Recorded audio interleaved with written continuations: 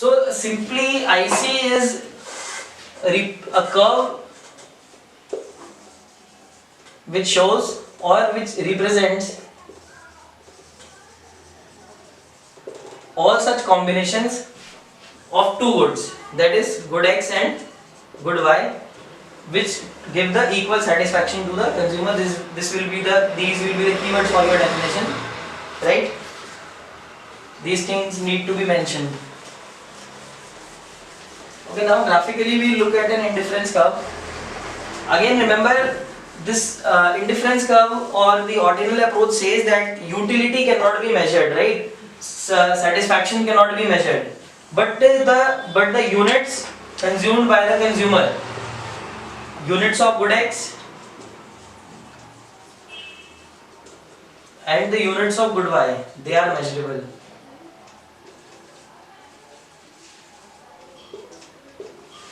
Right? It means how much satisfaction you have got, that you cannot measure, but you can measure how many units you have consumed. So remember that if something cannot be measured, it can never be shown on the graph. It means this graph doesn't show you the satisfaction on the axis. So you may not feel if this point is going here, so how the satisfaction is changing. It is just the change in the units consumed of good and units consumed of Y, but total satisfaction is same on all the combinations, right? So you have to remember that.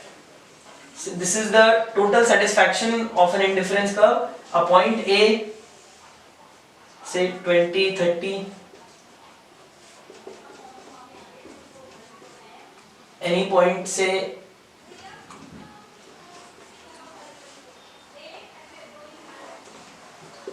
10 and 50.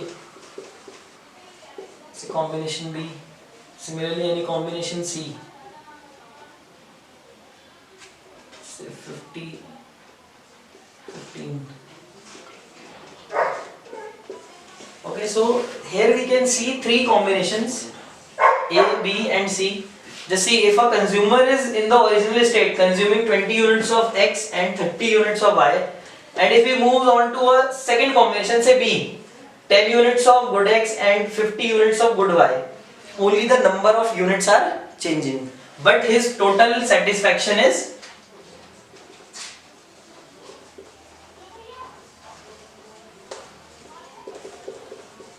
constant, right? This is an indifference curve. Similarly, when he goes on to C, right, again you can see change in the units, but the total satisfaction again is same. And in an indifference curve can have infinite combinations. Like you have already studied in your class 8th and 9th basic mathematics, a curve can have infinite number of points, right? But one thing you have to observe, that when a consumer is switching the combinations, one good is increasing and the other is decreasing. That is why his total satisfaction is same. Okay? You can simply understand that the utility which he is losing when he moves from point A to point B, in terms of X, he is losing 10 units of X, right? It means he is losing some amount of satisfaction that he is gaining by gaining the 20 units of Y. That's why the total satisfaction is same.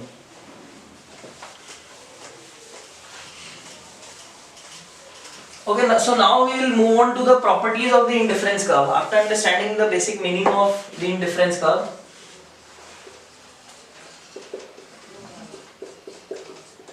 this is a very important topic. You will always find a question from this particular topic in whether it is your pre-board or board exam. The first and basic property of PPC is downward sloping. We have already discussed about downward sloping curve in the introductory lecture. What is a downward sloping curve, right? It simply means that there is an inverse relation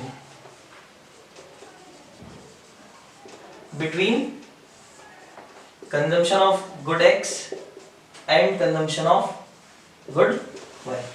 Like when I drew the indifference curve, we can easily see that when consumption of one good is increasing, the consumption of other good is decreasing, and only then the total satisfaction can remain constant.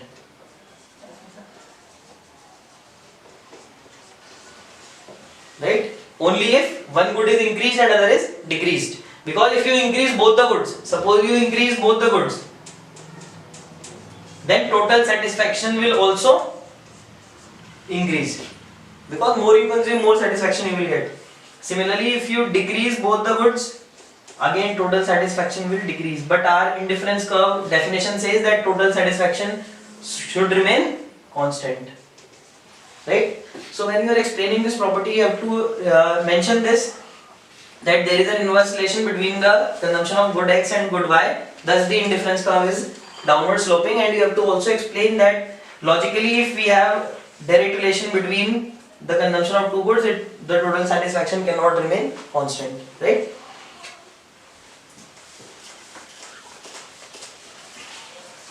Then second property of an indifference curve is convex to origin.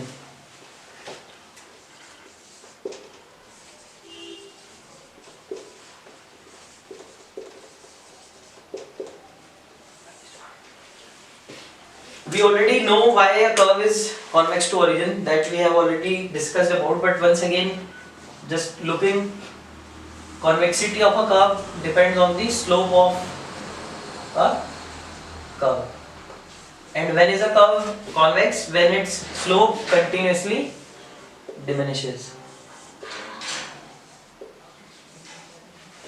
Whenever a curve has a diminishing slope, it is convex to origin.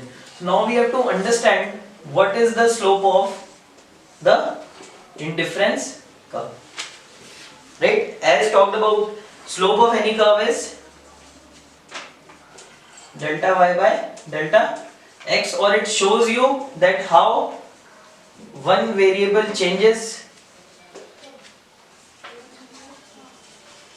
when the other is changed by 1 unit, right? Just to recall, slope means that how would x be affected if you change y by 1 unit. Now as the slope of PPC was given the name of marginal rate of transformation, MRT, similarly here the name of the slope of IC curve is MRS, that is marginal rate of substitution, right? It is defined as the rate at which consumer is willing to sacrifice one good, say X, to gain one additional unit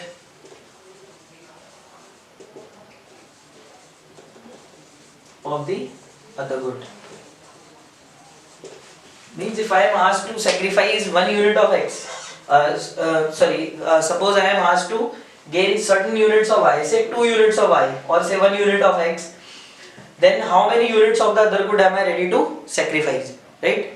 Like if I want to increase the consumption of X by 1 unit, I have to decrease the consumption of Y. How many units of Y am I ready to sacrifice? That is known as the MRS. When you define it, you have to mention it is the rate at which the consumer is willing to sacrifice. Remember, it is the rate at which the consumer is willing to sacrifice. It is the consumer's choice. You may have your different choice, I may have my different choice, right? One good to gain one additional unit of the other good. Means how much the consumer is valuing the good. We will understand it in a better way with the help of a numerical example as well. And we will also talk about why it diminishes, right? So now we can understand the concept of diminishing MRS numerically. Again, you mark various combinations.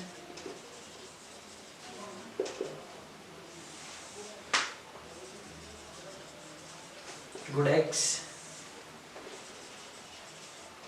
good Y, and MRS. Say A, B, C, D, F, E. Say 1, 2, 3, 4, 5.